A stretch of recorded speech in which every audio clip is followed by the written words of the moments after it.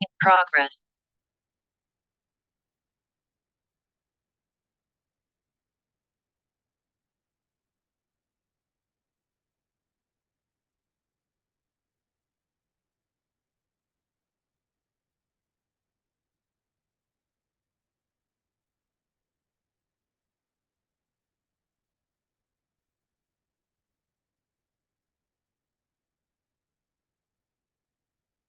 Yourself and let us know what's happening. Yeah, we're very excited to have Erik Dahl and Chris Guevin, who are involved in this project. And Erik is with the CAAP board, so it's the Capital Area Architecture and Planning Board. Um, and Chris is with the Department of Administration. And they have each have a presentation. So I'm going to let them decide who wants to go first and let them just take it away. Go ahead, Chris. I'll let you. Well, Erik, yours is so much more glamorous than mine is. Oh, for sure. It might take longer than 15 minutes though, too. Okay. So I want to make sure you have time. Okay, so I'll zip through. I think mine, it might take up to 20 minutes. So, okay, I'll go ahead and get started. So good. It is afternoon now, everybody. I'm Chris Guevin. I am the Director of Facilities Management for the Department of Administration. So we oversee all of the buildings on the Capitol complex, plus other admin facilities around the state of Minnesota, primarily from an operational and maintenance role, as well as custodial services. We also handle the parking and the grounds maintenance and snow removal and all that kind of stuff on the Capitol complex. And so it's my pleasure today to talk to you about some, fairly recent security initiatives that we've undertaken on the Capitol complex under the umbrella of the Advisory Committee for Capital Area Security. So I'm going to talk a little bit about them today and just show you the types of things we're doing on the Capitol complex to try to make it safer for everybody that works there, as well as the visitors that come. The last several years have seen quite a change in activity with regards to violent activity and just threats to state employees and other elected officials. And so there are some things that we're working on to try to help mitigate that on the complex. So I'm going to go ahead here and do this share screen thing. I'm going to pull up a presentation. I'm clicking on it. Now, you all let me know when you see it. Can you see that? Yes, we can. All right. Is it big enough for people to see? Pardon me. I've never given a presentation in Zoom. We typically use Teams in the executive branch, so I'm a little shaky on this. But can you see the slides okay? Yeah, we see your computer screen, so if you want to make it large, yeah, I'm going to try to go to the presentation mode. There we go. Now what do you see? Is that looking any better for you? Perfect. Oh, good. All right, man. Right, we're cooking with gas now. All right, so you guys know who I am, and we'll just zip through this presentation here. So I mentioned the Advisory Committee for Capital Area Security. That was statutorily instituted in 2012.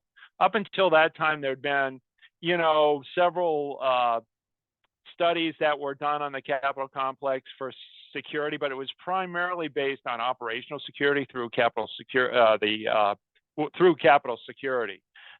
which you all probably remember when you were working on the Capitol complex. But there wasn't a lot done with regards to facilities and things of that nature. So shortly after the Advisory Committee on Capital Area Security was formulated, and it's a pretty beefy committee.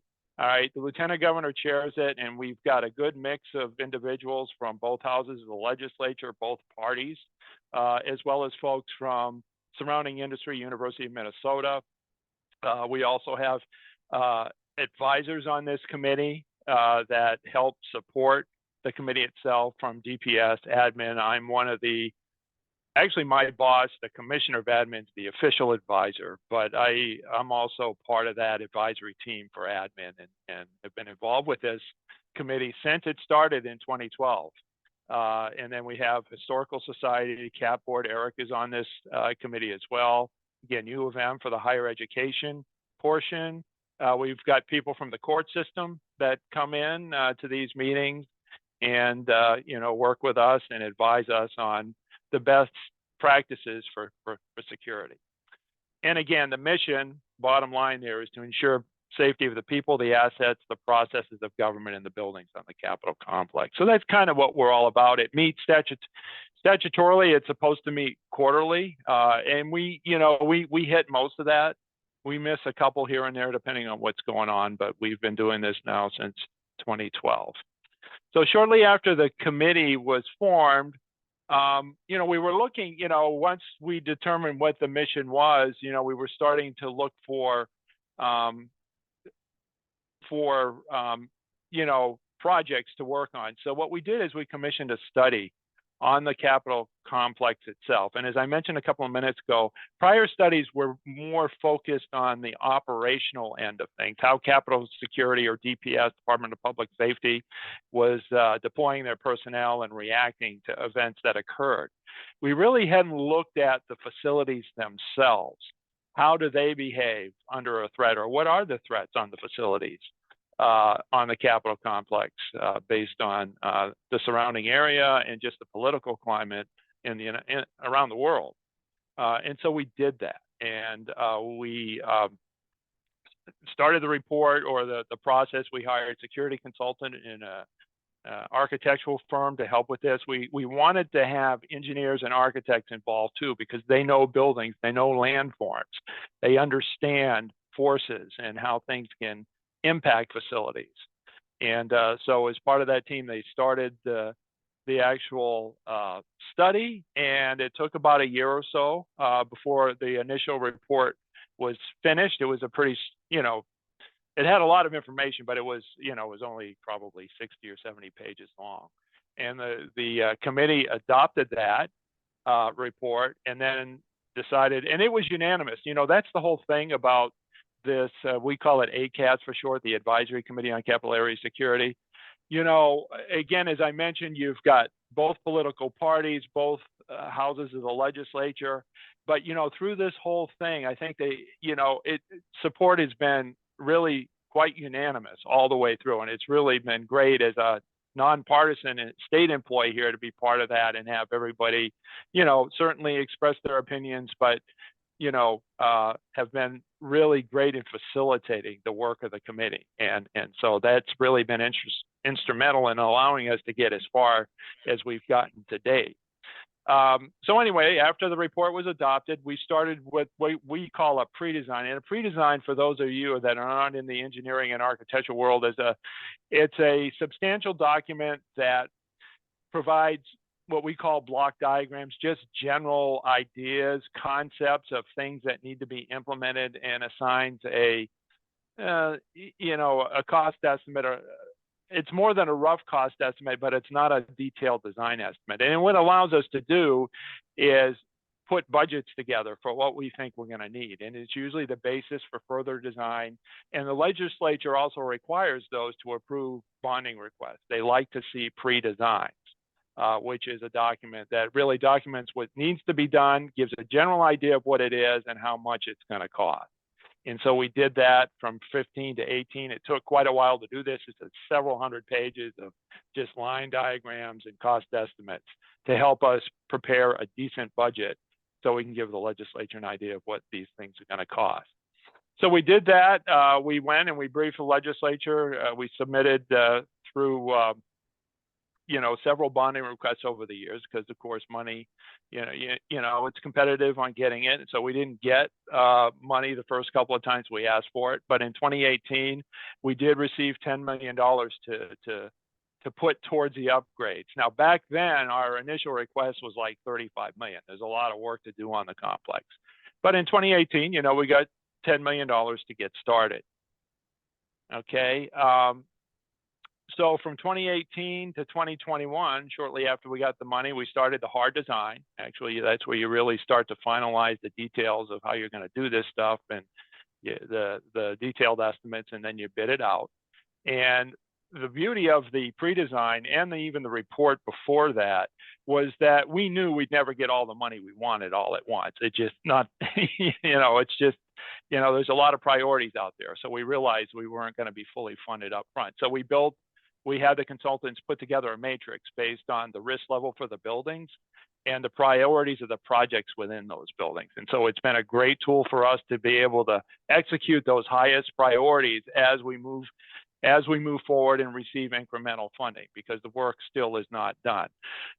Again, with the $10 million that we received back in 2018, we have finished that phase. We call it phase 1 of the project, and I'm going to show you some pictures of what we've done here. But again, there's still quite a large unfunded requirement, which we continue to ask for. In 2022, before I get into the pictures, we updated the pre-design because things had changed from, say, 2018 to 2021, 2022. And so we wanted another assessment on the complex to take another look to see if our priorities were right. Did we have enough money allocated for different buildings?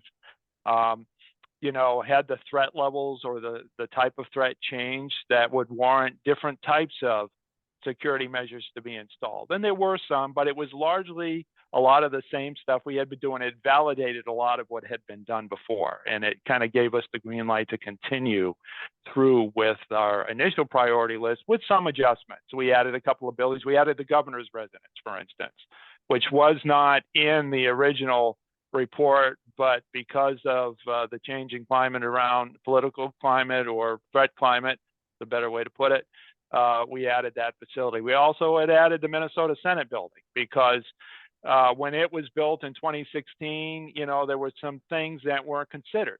Again, times had changed since 2016. So we added some requirements for that building and some other facilities around the Capitol complex. So with that, talking about the phase 1, these are the types of things that we've been able to do. And a lot of them you won't even notice, which is really the purpose with security upgrades. But you can see one of the things we want to do that was identified in the study was, you don't want vehicles being able to ram into the sides of buildings. And so we've installed around the Capitol complex what we call bollards.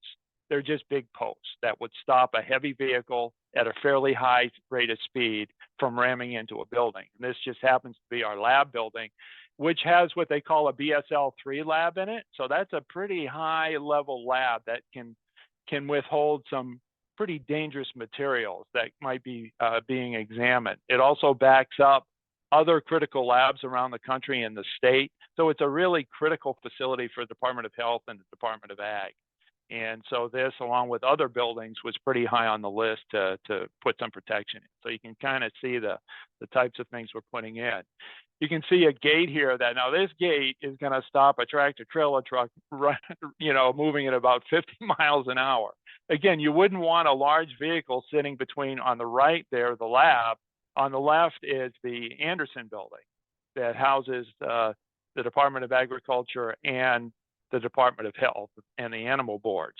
So, can you imagine a large box truck or something sitting between those two buildings with a payload of explosives in it? And so a gate like this will stop anything like that from whether it's driving through or ramming through. And so we've put several of these types of gates up around the Capitol complex to kind of stop that kind of activity.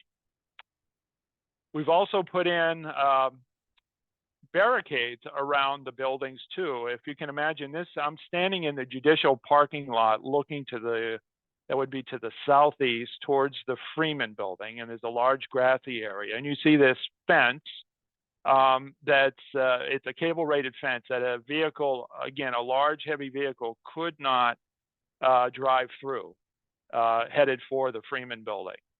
You also can see another gate that goes up to the loading dock of the judicial building, as well as where the facility management shops are. We have some critical infrastructure on the other side of that gate up the hill towards Robert Street that really vehicles unknown vehicles should not be able to get to. And so these are the types of things that we have done so far.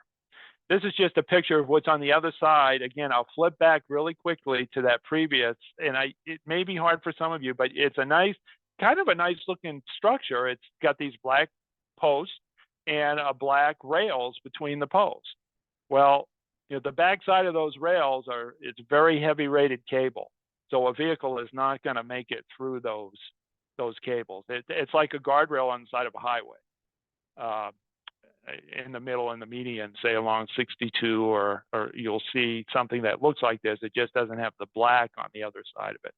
So we've placed a lot of this around parking lots and buildings that, you know, have a fairly high threat where vehicles could encroach on them and do damage to the building and the inhabitants inside.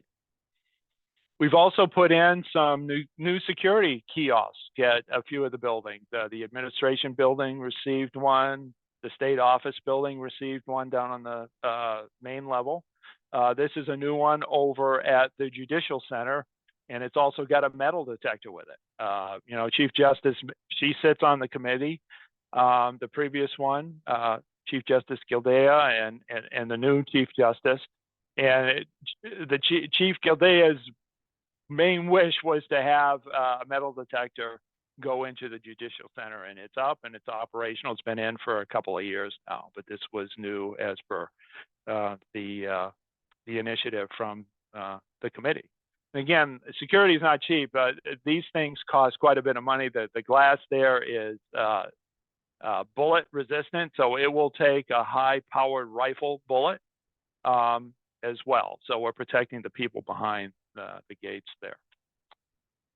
And I think this is the last one more. I've got one after this. And then another thing we've done that is you really don't see it, but we have put impact resistant film on the ground level and one level up on most of the buildings that are adjacent to street. So here is the Stassen building. This is Robert Street that you see here.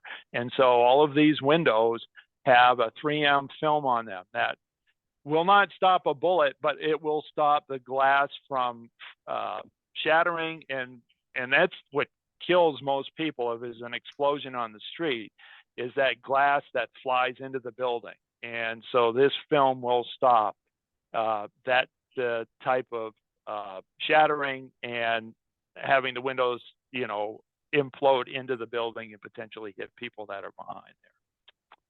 This is just another shot of a new security desk at the admin building. That was when I first started here, we had a little sign-in book that, you know, people would just come in the front doors there, you sign in, and then you go up to the floors. And what we've done, again, in several of the buildings is put in a new security window that is staffed by Capitol Security, as well as these turnstiles. Again, that window glass is bulletproof. And you can't see it in the picture, but there are glass doors. So you've got to flash your badge where the green arrow is, and those doors will open so that you can walk in. So people just don't have free reign to go in to the building. And then also, if you would happen to get in, all of the stairwells and the elevators have had card readers installed. And again, we've done this in many of the buildings, and we're going to continue to do that type of thing to stop people that wish to do harm to people that are working in these buildings from getting up and in. And we did a lot of this in the state office building. All of those big double doors that, for those of you that were on that side, and many of you probably worked in that building because the Senate building wasn't built yet. You had big double doors and people can just go back in there and see whoever they want. Well, now those doors can be shut and locked, and they have card readers on them. They're open most of the time, but when there's a need, when the sergeant determines there's a need to shut them down, they can do that, and it makes it more secure for the members back there and their staff. So we finished phase one. We still, as I mentioned, we have a large unfunded requirement. With inflation and all, it's probably up around 45 million that we still need to do. We got 9 million in 2023, so we're going to continue the work. There's going to be a lot more of the same types of things: additional cameras, additional card readers, more kiosks. more bollards around the gates. You know, I was chastised at a hearing not too long ago by one of the members saying, well, you're only doing it halfway. You're putting these huge gates in, but you can drive around them. Well, we got the gates in, so that would stop somebody that's trying to, you know, speed in, but we realized we got to put the bollards in, and this increment of money will help us do it. It's just we didn't have enough money to do it all the first time. And so we're piecemealing it together the best that we can based on the priorities to ensure that we, you know, improve the security. So anyway, the 2023 money, we received it, and we're starting the initial bid packages on that work. The design's just about complete. And we're actually going to start to see work down in the Veteran Service Building here shortly with a new kiosk down there at the front main entry. That's where the Secretary of State is moving during the renovation of the State Office Building, as well as we're going to replace the bollards around that building as part of this bid package. And there are several others to come. So again, we'll continue to ask for money. This is an important mission of the Advisory Committee on Capital Area Security, and we'll continue to move forward and recommend funding to the legislature to continue this type of work. So that's, how am I doing? Didn't take too long, Eric. So any questions? Maybe we, you know, we can, I tell you, we can either do it now or ask. It's totally up to you, Margaret, how, or Roz, how you would want to work that. And I'll stop sharing. Well, I'm sure there's plenty of questions. However, I don't know if maybe we should get through the other presentation and then have all the questions at the end just to make sure we have enough time. Does that make sense? Okay. And Eric's is much more interesting. Yeah, probably longer too, Chris. Thanks. Yeah, All right, so I will share my screen, make sure you can all see it here. Okay, can everyone see that screen? yes. Yes.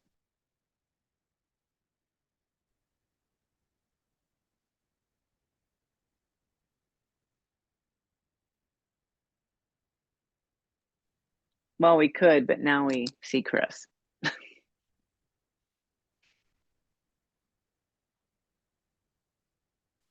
It looks like my Zoom crashed. Oh, there you go. Now you're back, And Chris. Eric. I cannot, can you give me permission to share again? I hope that I don't crash throughout this. Oh, there we go. Now I've got it. Sorry, everyone.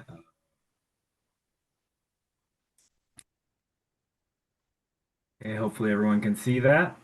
And I'll start moving because it's a lot of slides. Okay, so I'm Erik Dahl. I'm from the Capital Area Architectural and Planning Board, made up of 12 members, with the chair being the Lieutenant Governor, as well as 2 members of the Senate and 2 members of the House, and some St. Paul appointees and governor appointees. And we oversee design, all buildings and artwork and monuments and commemorative works on the mall in collaboration with Chris's folks. And we are really a public-facing board that discusses some of the difficult issues related to the capital area. We're kind of like a small town. We do the zoning in the capital area as well as the surrounding community. So everything from the capital preservation work that was done to fence heights in the neighborhood or garage additions.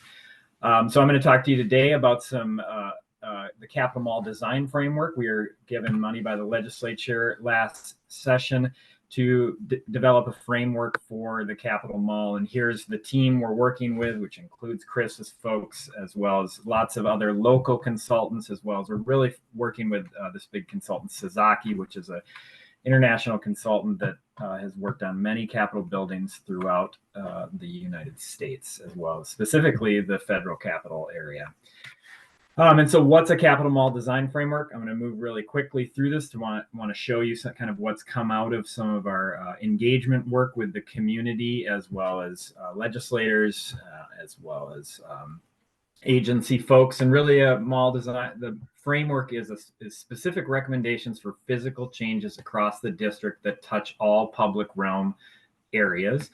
We will put together a detailed design guidelines for public spaces, which include planting, streetscape, security materials, and lighting. We will have a specific design proposal, so a schematic design down to some really detailed components for the first phase of implementation. The legislature gave us $5 million to implement the first phase on the Capitol Mall here in 2024 going forward.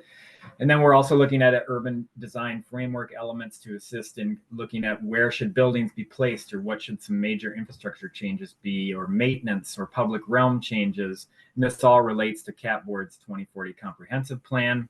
And then putting together a prioritization matrix that looks at phasing over the coming years. Because as you'll see with some of these big ideas, they are really big and potentially costly going forward.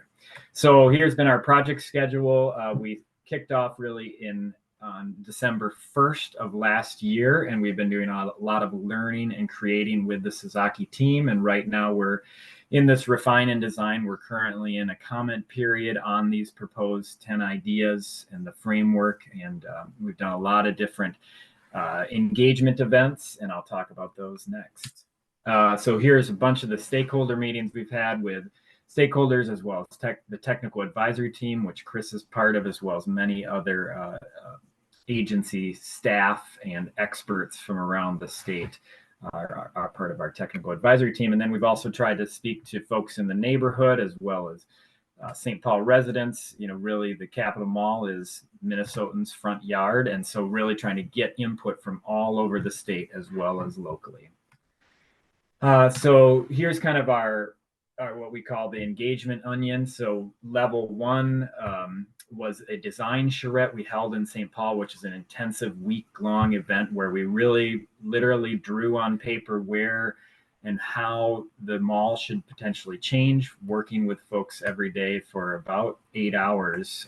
And that was a really productive and amazing event at the Minnesota History Center. And then we've done other kind of citywide public engagement events, going to the different events around the Twin Cities to talk to people specifically about what they'd like to see at the Capitol Mall. And then also regionally going to Wilmer and Rochester and Duluth, and just to name a few for some regional engagement and statewide engagement. We've had many surveys and worked with legislators to get the word out, to specifically get input on what would their constituents like to see on the Capitol Mall, since folks are visiting there for legislative session, but then it also relates to people being in the neighborhood and having a picnic on the mall. And so here's just some photos from the charrette. We had over 422 participants in the charrette and local events. We've currently had about 1,400 surveys, but we're in the middle of this other comment period and other survey. So we're going to be gathering that information soon here.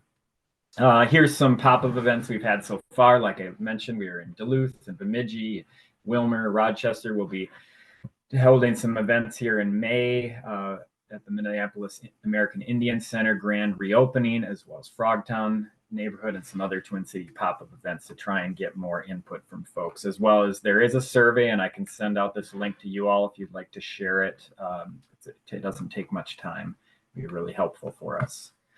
Okay, so jumping into the framework. So we really built the framework on rigorous and deep conversations, looking at how do we better connect the mall, the Capitol Mall and the Capitol grounds? How do we preserve its historic importance? How do we activate the space? How do we make people feel welcome there and activate it for local folks as well as people visiting statewide? And then how do we look at growth, which is more focused on trees and plants, and how do we create a space that's really comfortable for folks to visit?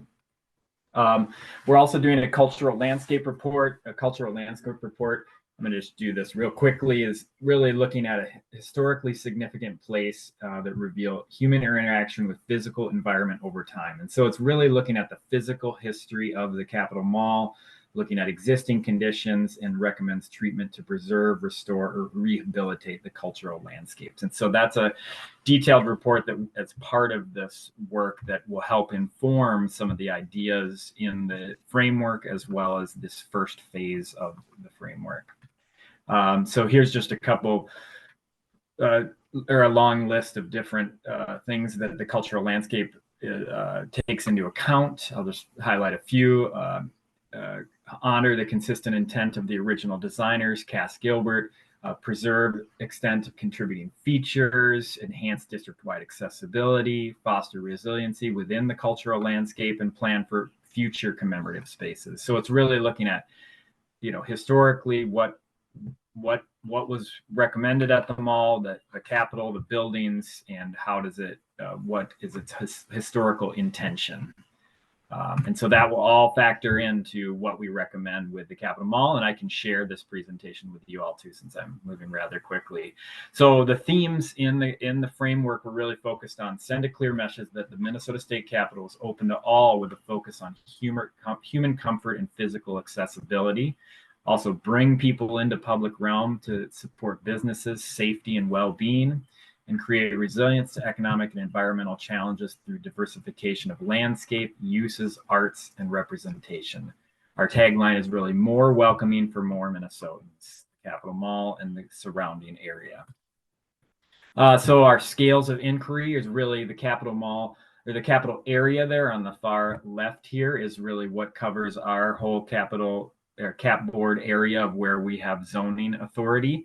So we're looking at it Capitol area wide, and then Capitol campus, which is more specific to the government buildings on the Capitol Mall, and then really looking at the mall specifically, the green space in front and some of the buildings right in front. And we get down from big moves in the design side over on the left to all the way down to conceptual design, which is what we'll talk about with that schematic design coming up. So out of the charrette, as well as the survey and some other input that we've received so far in talking to stakeholders and working directly with agencies and elected leaders, we came up with 10 bold moves to shape the future of the Capitol Mall. And I'll go over these relatively quickly, but they kind of move from a scalar approach from left here to extra large. So a change that will occur beyond the discrete site, interventions that define requirements, all the way down to discrete intervention on the right-hand side there in a specific place in the district on the mall. And so that the 10 bold moves move from different scales. And as I present them, just to understand that they aren't in order of priority yet. They just are 10 different bold moves that we're continuing to focus down on. So some of the extra large is enhance the user experience and make it more inclusive and welcoming space, or reinvigorate nodes that connect the community, down to that small side of a specific project like transforming Cass Gilbert Park or establishing a culture walk on Martin Luther King Jr. Boulevard. And so I'll go into some specifics there.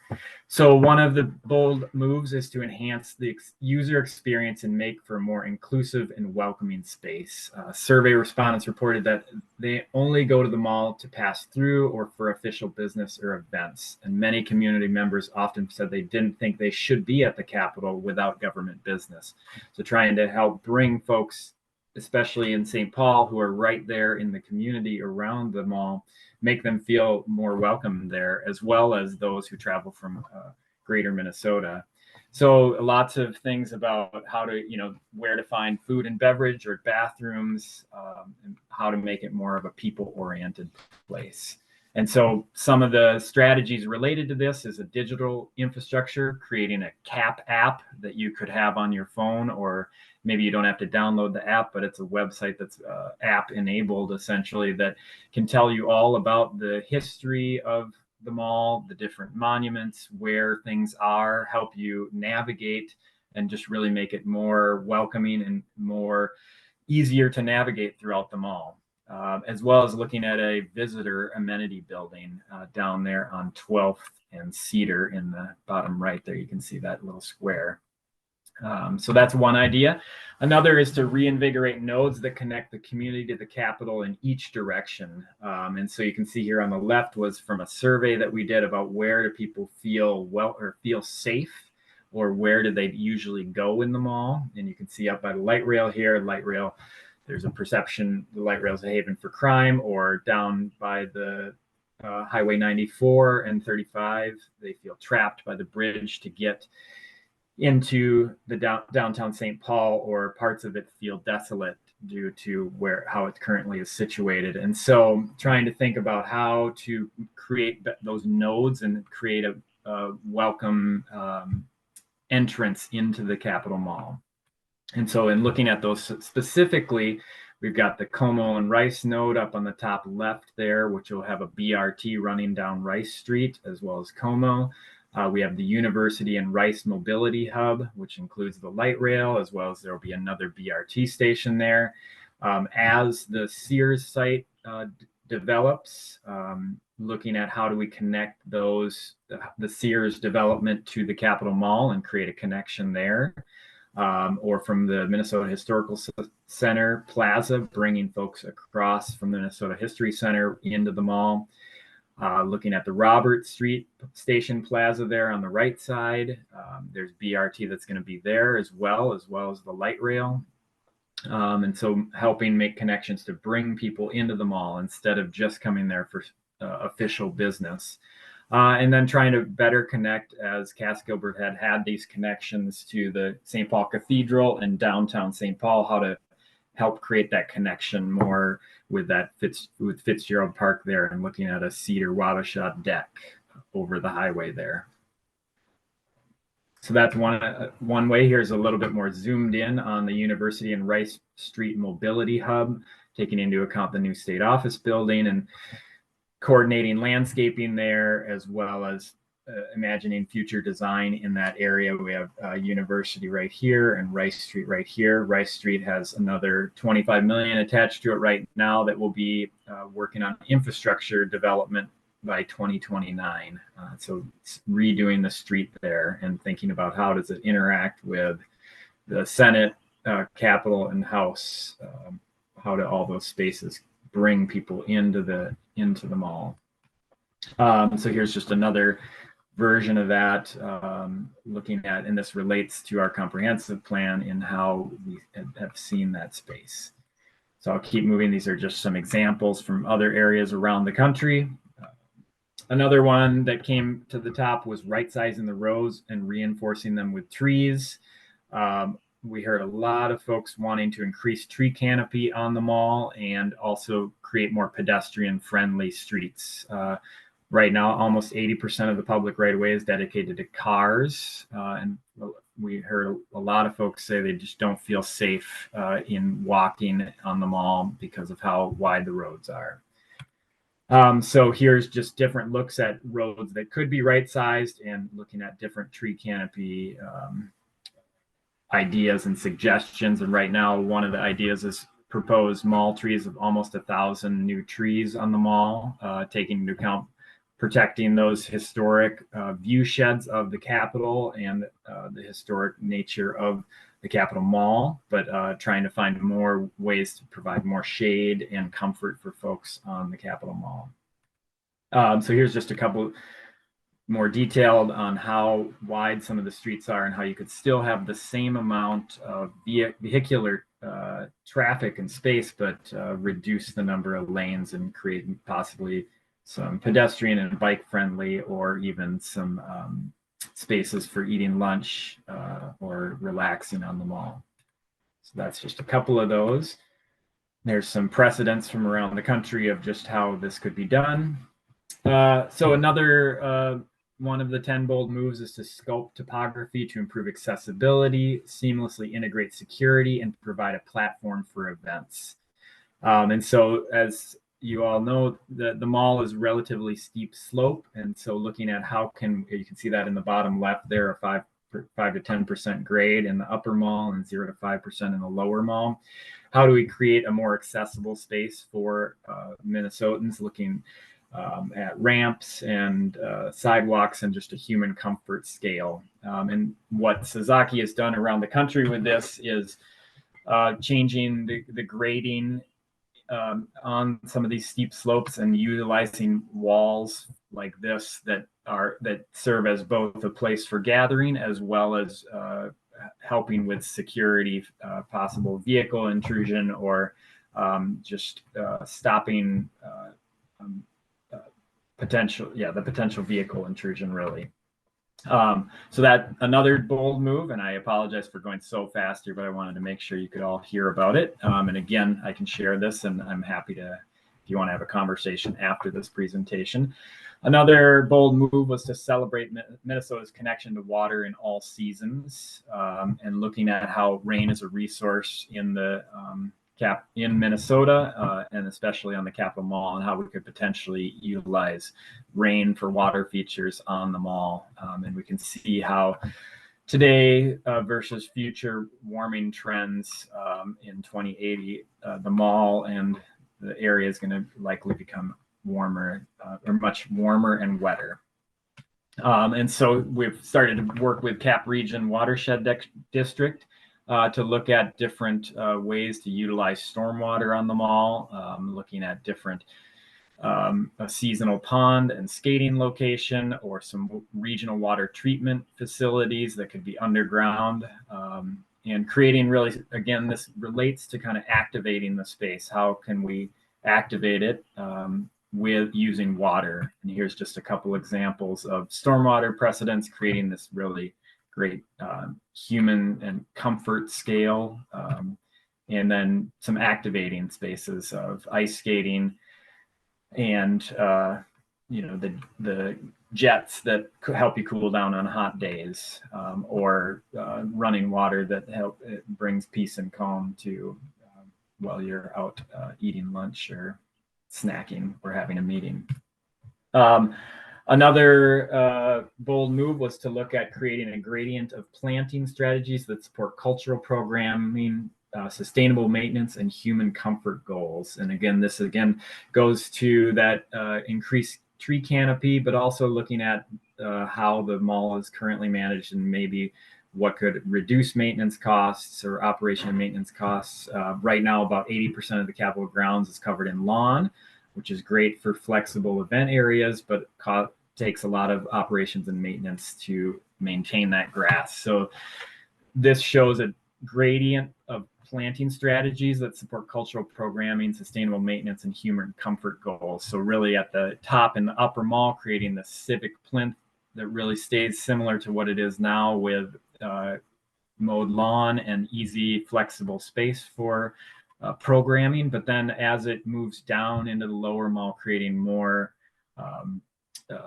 native prairie, showcasing Minnesota plants in an arboretum type of feel as it moves farther down, creating more planting strategies that reduce maintenance.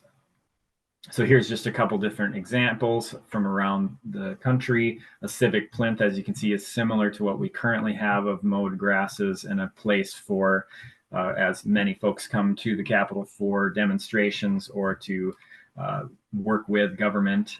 So creating that space for events. And then like the open glades is the next step down. So a little bit more native landscaping and native plants, and a little bit less programmable in that space. And then the green frame is really looking at something right around the Capitol, having some plants that reflect Minnesota's different plant types, and really more arboretum style. And then all the way down at the bottom, really more pathways that bring you through the woodlands and meadows, and creating much less need for operations and maintenance is what we've discussed so far. So then now getting to a couple of the last bold moves. One, these are more site specific. Remember, I talked about the scales of really large to now more site specific. One idea that came out of the charrette and survey was to transform Cass Gilbert Park into a multi-generational space for play, recreation, and views. Right now, it's a relatively unused park that's up behind the Capitol, right next to the admin building.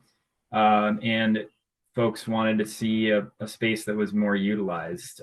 And so one of the ideas was to create a multi-generational space for play, recreation, and views. And so here we see that the Capitol's right here, and looking at ideas for how could we better utilize this space with a playground and events pavilion. You know, right now we have buses that park right on MLK in front of the Capitol, and maybe this could be a use for better bus parking up here, and potentially a restroom and cafe up there as well to really more activate the space for both the neighborhood as well as visitors to the Capitol. And it fits well with, we've got a lot of Children's Hospital and Regions Hospital right nearby. It could be a great place for families who are visiting to stop up and utilize the space. So here's just some examples from around the country of different education interaction spaces. So that's then moving on to another bold move. We've got introduce new strategies to represent Minnesota's cultural diversity and ecological variety. Minnesota's home of 11 federally recognized Native tribes. We want to look at how can we have better representation on the mall of symbolic plantings and gardens. Looking at really doing an assessment of all the commemorative works and on the mall and who they represent and how can it better represent Minnesota today. And looking at how maybe the mall should be reassessed as spaces should be really kind of free of all potentially commemorative works, and thinking about how it can be a place where all feel welcome, and such as like a democracy stage, and maybe more history and relevance is farther on the lower mall. So trying to think through some of that, how can it be, again, getting back to that more welcoming for more Minnesotans, and then trying to also connect it to the neighborhoods, the Rondo neighborhood, the History Center, the downtown Regions, and Rice Street connection. So here's just some example of like a democracy stage that really feels welcoming to all Minnesotans. Cultural platforms, really celebrating Minnesotans' culture from all over the state. And then history and relevance related to the commemorative works that already exist, or future ideas for commemorative works on the mall. And so then the next bold move is to establish a cultural walk that draws visitors in and provides opportunities for representation. So looking at this cultural walk along MLK Junior Boulevard, you can see here, that would be an ideal walking path for around the Capitol that connects you from the Senate, the House, the Capitol, and the courts, that could really help be a great place to commemorate elements that represent Minnesota broadly. And so it's a really exciting idea that, we think could be a great way for a cultural walk to highlight different cultures around Minnesota. And here's just some examples of that from around the country, highlighting different Minnesotans or different species or different cultural groups.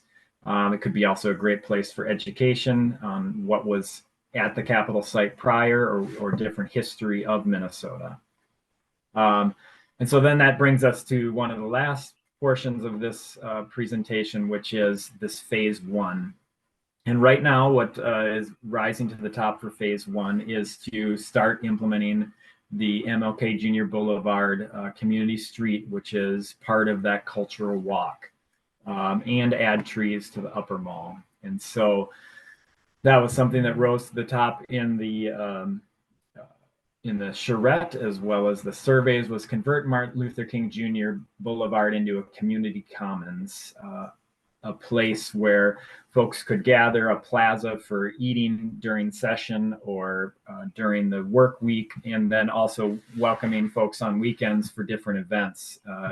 So what we're looking at, this is a kind of a rendering here, is really a hub for every day and a big day. So trying to create at the bottom of MLK Junior Boulevard a community plaza, which would reduce the amount of vehicle traffic, although still allowing vehicle traffic, but creating a more walkable and humane space for people to relax in.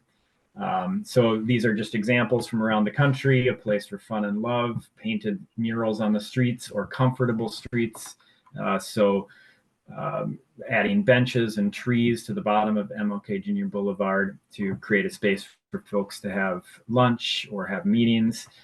Here's a little bit more zoomed or more detailed, looking at special paving and a shared street, some simplified street parking, some open areas with memorial paving and seating, tree shoulders. It also could be a great place to include celebrations of the tribal nations of Minnesota for the first time on the Capitol Mall. This is an example from Montana, I believe, of a tribal flag circle representing the tribes in Montana. So here's a little bit more detailed version of the Martin Luther King Jr. Community Commons that we're calling it, showing a shared biking path and still allowing vehicle travel, but just reducing it to 1 lane each way, having a promenade with a landscaping zone and walking path, and connecting to the lower mall, and really creating that really comfortable space for folks to be in. And so I'll kind of move quickly through into next steps, which is we're having a lot of engagement here still in May, and we'll be bringing this back to the CAAP board in June or mid-June for final approval, and then we'll hand it off to the Department of Admin to start implementing the first phase. So there's still a lot of great time for feedback on this, and I can share the survey, or if you have any questions, please let me know. Here's where we are. We're still in that refine and design, so it's still a great opportunity for feedback. And thank you again. And I tried to get going quickly there, so sorry for all that. A lot of information there, but really appreciate your time today, and thank you for listening. Well, that was a lot of information.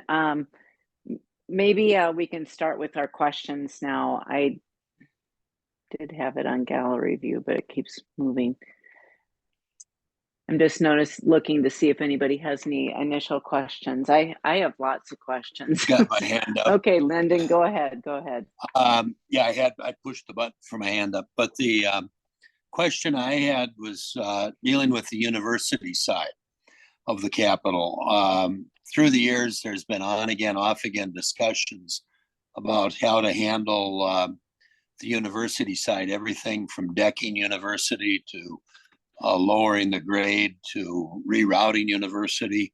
And I was just curious if you've had any discussions with that aspect of the Capitol area. Thanks for that question. We definitely have been looking at university, not really in looking at lowering it, but there is one idea in the 10 bold moves to have a deck that goes right next to admin in the Senate building and connects to the back of the Capitol to create a walkable kind of bridge basically across, but it gets really complicated with the light rail and the height of the light rail. And that, really that's about it as far as what we've looked at for changing the grade of university. We've mostly looked at, how could where the Ford building was and lot CC, which is really Rice and University, how could those best be utilized? And that's something admin will be working on because there is a tunnel connection right there. And so how can we utilize that space in the future years for potentially agency offices, or how do we activate that space more on the ground floor? We heard a lot from a lot of legislators and staff. There's no good coffee shops that are nearby, no great restaurants that are walkable. It's really changed a lot since COVID. And so trying to find those spaces. And it sounds like years ago, there was a plan to reroute university, go a bit more to the north, and then you'd have a green area or a deck over the present footprint of university. So it sounds like that isn't really much in play right now other than the potential for a deck. Yep, that's about all I've heard at this point. As far as I haven't heard about any potential for rerouting university. I think with the light rail in place now, that becomes pretty challenging as far as cost. Yeah, at one time to give more flexibility to the north end of the Capitol, there was talk about the light rail going down Rice Street and then looping around the Veterans Building and over to the east side that way, but that didn't happen. So I was just curious what the plans might be with University Avenue. That's been a dilemma for a long time whenever these issues have come up, well, how do we handle the university to make that side of the Capitol or a nicer presentation of the building if you're on the north side. Yep. Yeah, I think it's a really great point. And that as part of this work with Rice Street, which has 25 million to redo the infrastructure all the way from Pennsylvania down to, I always forget the bottom street there. I think it's 12th right there. We'll be doing that infrastructure improvement, and we're, as we consider that, as well as the intersection of University and Rice, how do we bring people in right there? How do we connect that side of University better to the Capitol? So it's specifically in the University Rice part, that's something we're looking at, but not University as a whole, any sort of rerouting or how to create better connections there other than that bridge and then the connection to the Senate.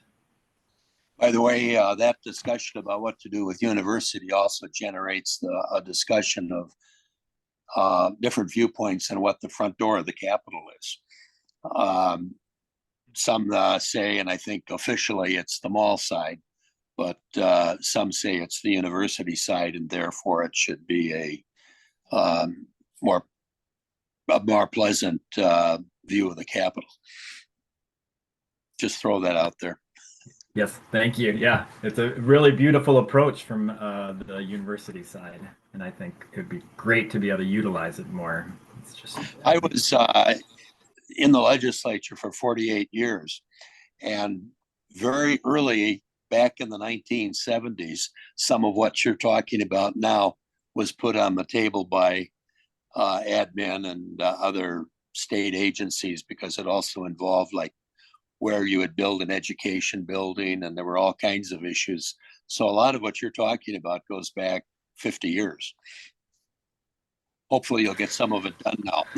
That's what I'm hoping too. Yeah. And I've talked a lot with Paul Mandel and other former CAAP board members, and yeah, it'd be great. I think it's always going to be incremental how much we can get done, and working with partners to get the right amount done.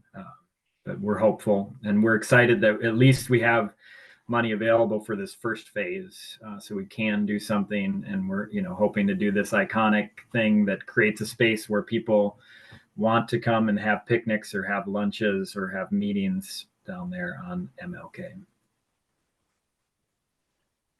Thanks for your questions and comments. Thank you. So since the parking is kind of tough, and there's no food really available, and transit seems to be a little unsafe. I mean, how are we going to get these people to be interested to come? I just find that as a challenge. I have to pay to park someplace, then take a bus to go to the Capitol right now if I'm going with a group of people.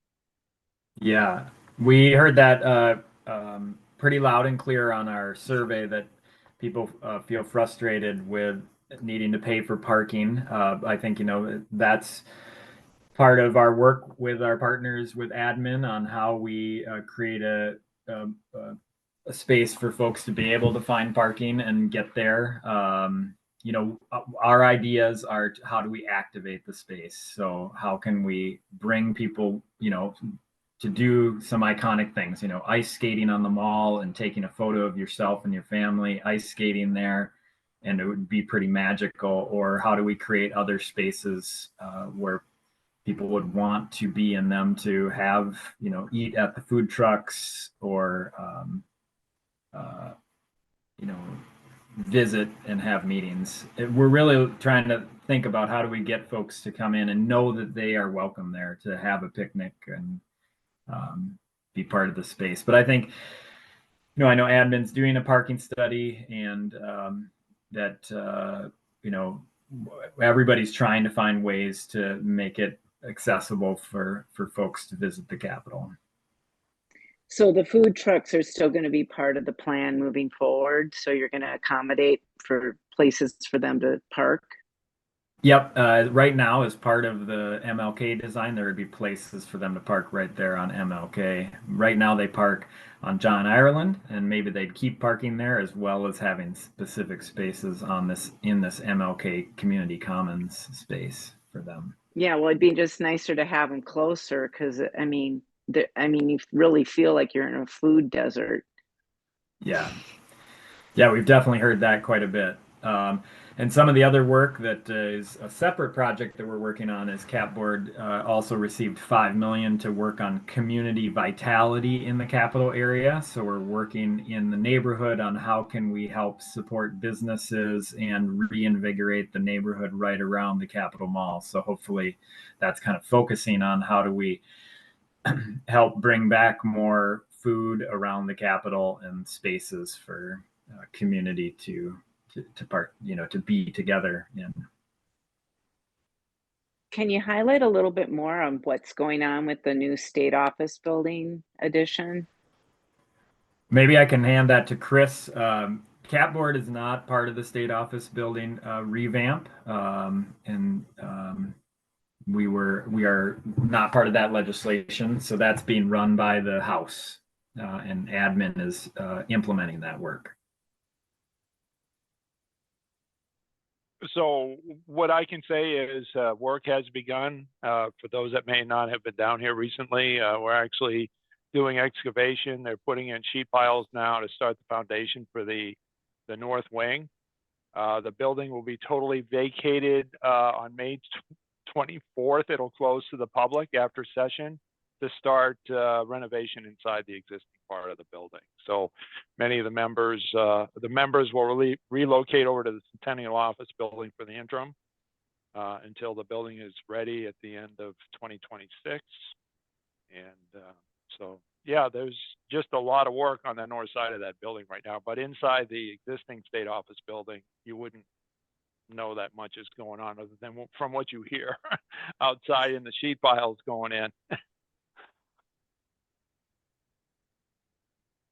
Yeah, and Rick, go ahead. Yeah. Chris, could you tell me, I didn't understand the funding. How is the funding going? It wasn't a normal bonding proposal as I understand it.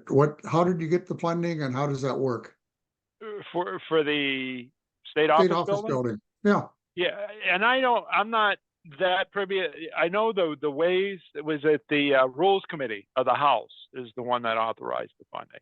And I'm not sure how that works internally by the legislature, but that's how the money was appropriated, through the Rules Committee on the House.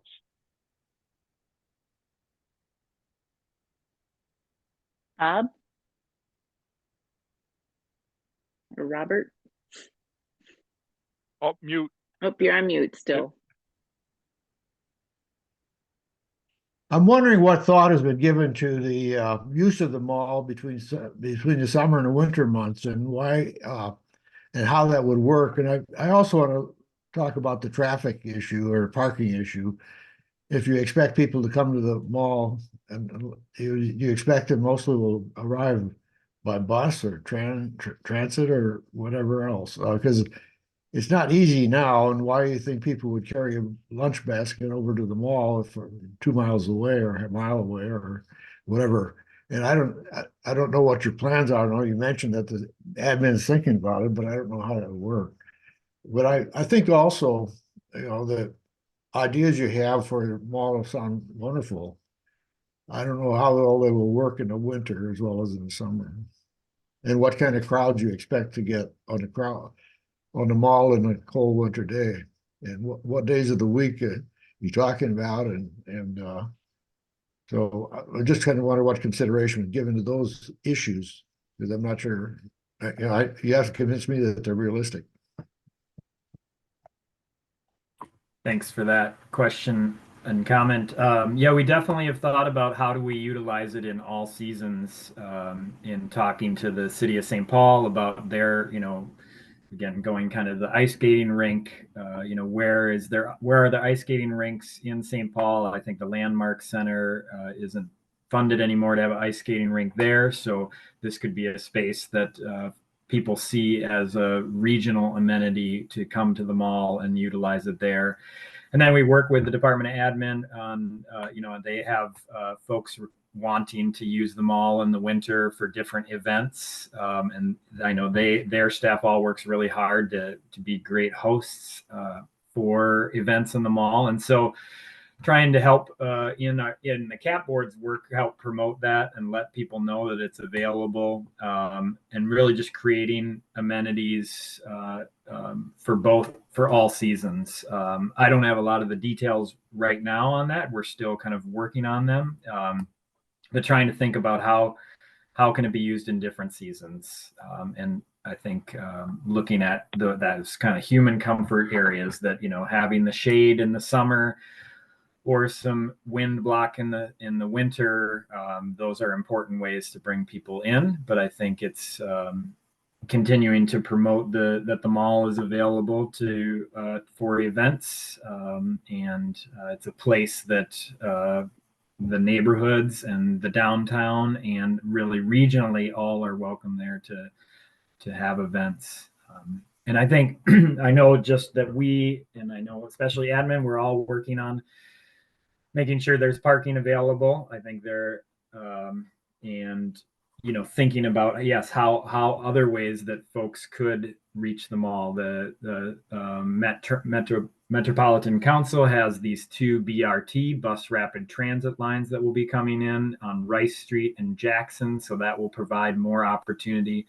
Then there's the St. Paul Bike Plan, which will better connect some of the regional bike trails as well as neighborhood bike trails.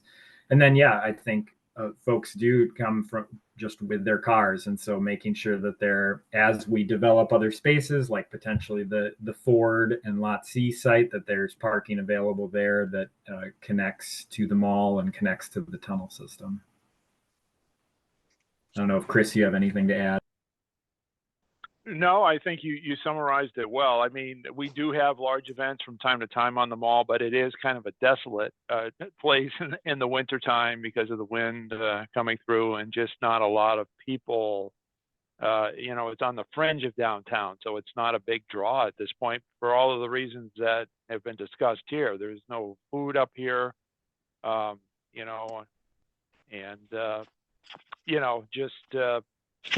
it makes it difficult for people to want to come up here from downtown. Yeah, if you could just get a coffee shop, that'd be great. I almost did a pop-up myself in the state office building, unauthorized, of course. We've talked a lot about how do we get one, Yeah. And from a security, again, I mentioned the security end of it. That's kind of more my day-to-day business. And it's just hard to have a place that's show up, say, on University around here where you would have a coffee shop and be able to maintain a steady flow of clients and not worry about vandalism after hours. And that is a real problem on the complex right now. And they both need to go hand in hand. I can't tell you how hard our grounds crews work every morning to clean up paraphernalia that's left on that mall. And it's a real detractor to bring people. As we've seen with the light rail stations, those were beautifully designed, but they're not beautiful anymore. And they're not attractive for people to take the light rail. So it's a challenge. So what percentage of, go ahead, Bob. I went to the Capitol a few weeks ago, took the light rail from the airport and saw one drug deal go down around by the KSTP building. A couple guys got on, the next stop, somebody else got on. They made their transaction, got off. I tried not to be too noticeable. I was in the same car. But I do have a comment on the state office building. I chaired the legislative subcommittee that oversaw the renovation back in 82, 83. Oh, cool. Yeah. And it wasn't long into that renovation process that I came to the conclusion that we would have been better off tearing that building down and putting up something new. And I just hope they're not making the same mistake again. Well, That building is not, I mean, it is, there's nothing special about it. It just happens to have been there a long time. And I was disappointed when I saw that they were going to try to save it. Yeah.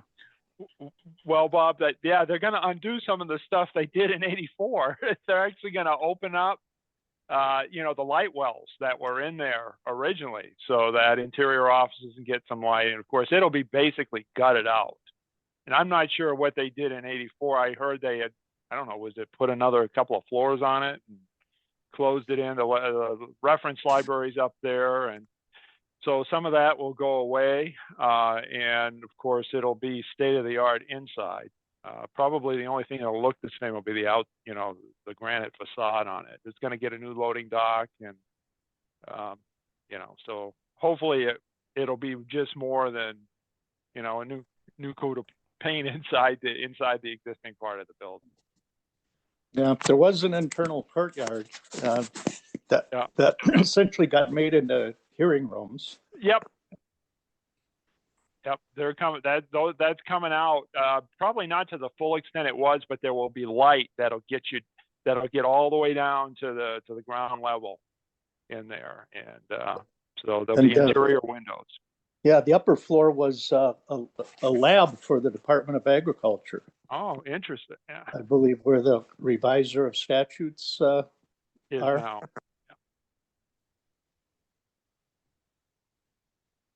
I had an office that was occupied by not the commissioner, the assistant commissioner of agriculture, in one of the upper floors. It was kind of a neat office, except that it faced the brick wall. So there was a window, but there was a front door and a back door. It was a big office. So I used to joke if there were demonstrators that showed up, I could get out the back door. Nobody ever showed up though. Eric and Chris, thank you for all of your information that you've been able to provide. If you didn't notice already in the chat that there is a link to the presentation as well as a link to the survey that I encourage all of you to participate in. Unless we have any other questions, I know we're kind of up with our allotted time. Is any last words? With that, I just want to thank everyone for participating today. We certainly appreciate the work that you do. We know that you have lots of work ahead of you as well, and we look forward to seeing everyone at our next event. Thank Bye. you. Our pleasure. Thank Take care, everybody. Yeah, thank you all very much, and please do take the survey. It really will help. Yep. So, and share it Will wide do. if you can. Thank you. Will do. Thank you so much. Yeah. Bye now. Have a nice day. Bye.